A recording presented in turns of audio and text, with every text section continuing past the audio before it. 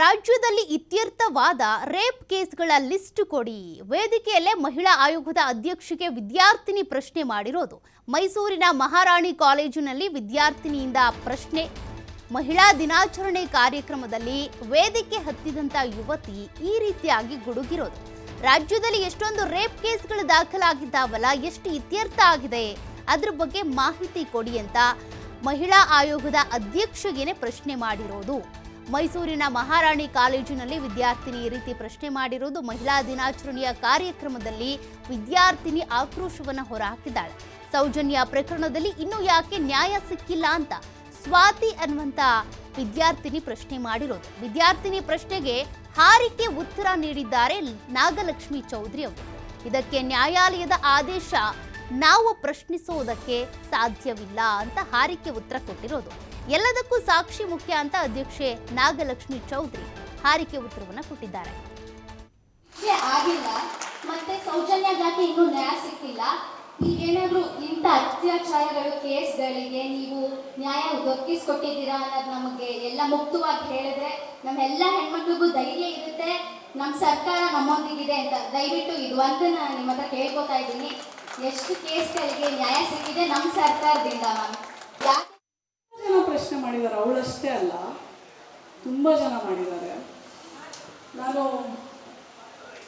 ಮಹಿಳಾ ಆಯೋಗ ಒಂದು ಸಂವಿಧಾನದ ಒಂದು ಅಂಗ, ನ್ಯಾಯಾಲಯನೂ ಅಷ್ಟೇ ಸಂವಿಧಾನದ ಒಂದು ಅಂಗ.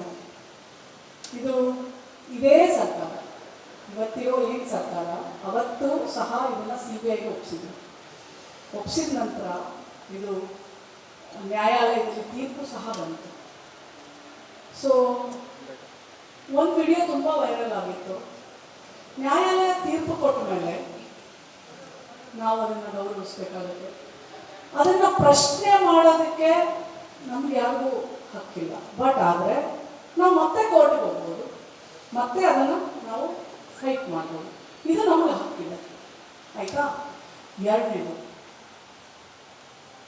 ನಾವು ಆ ವಿಡಿಯೋನ ನೋಡಿದ್ವಿ.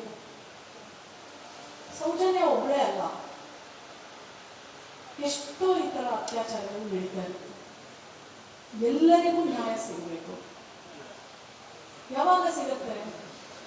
ನಾನು ಅದೇ ನಿಮಗೆ ಹೇಳಿದೆ, ಬರೀ ಕಾನೂನು ಅಷ್ಟೇ ಅಲ್ಲ, ಪೊಲೀಸ್ ಅಷ್ಟೇ ಅಲ್ಲ, ಇವಾಗ ಪೊಲೀಸ್ ಅಷ್ಟೇ ಅಲ್ಲ, ನಮ್ಮ ಜವಾಬ್ದಾರಿ ತುಂಬ ಇದೆ. ಇದೆಯಾ ಇಲ್ವಾ?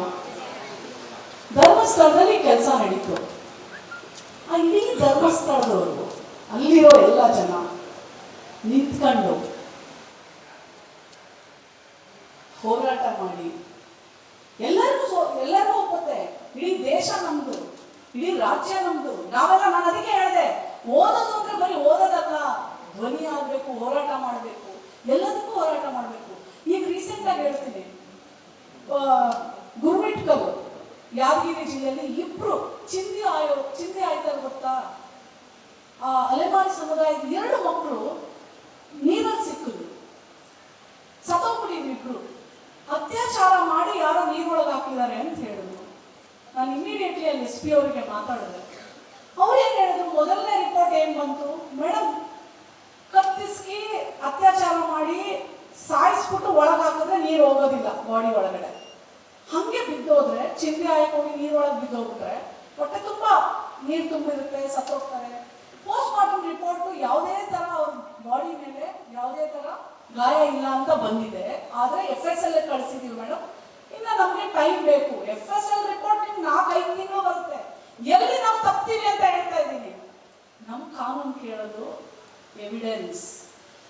ಏನು ಕೇಳುತ್ತೆ? ಎವಿಡೆನ್ಸ್. ಅಲ್ಲಿ ಕರೆಕ್ಟಾಗಿ ನಾವು ಎವಿಡೆನ್ಸ್ನ ಇಟ್ಕೊಂಡು ಆ ದಾರಿ ಪೂರ್ತಿ ನಾವು ಹೋರಾಟ ಮಾಡಿದಾಗ ಮಾತ್ರನೇ ನ್ಯಾಯ ಸಿಗೋದು.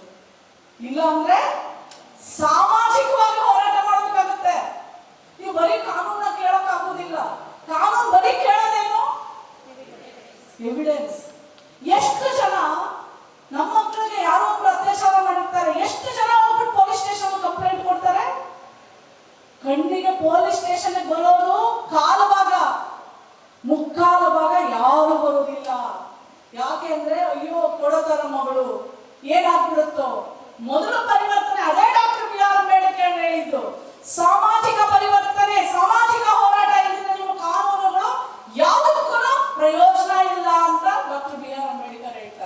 ಸೊ ಹಾಗಾಗಿ ಹೋರಾಟ ಮಾಡಬೇಕು. ಅದು ಸೌಜನ್ಯ ಇರಲಿ, ಮತ್ತೆ ಅಲ್ಲಿ ನಡೆದಂತ ಎಷ್ಟೇ ಜನ ಸಾವಿಗೀಡಾಗಿರೋರು, ಇವತ್ತು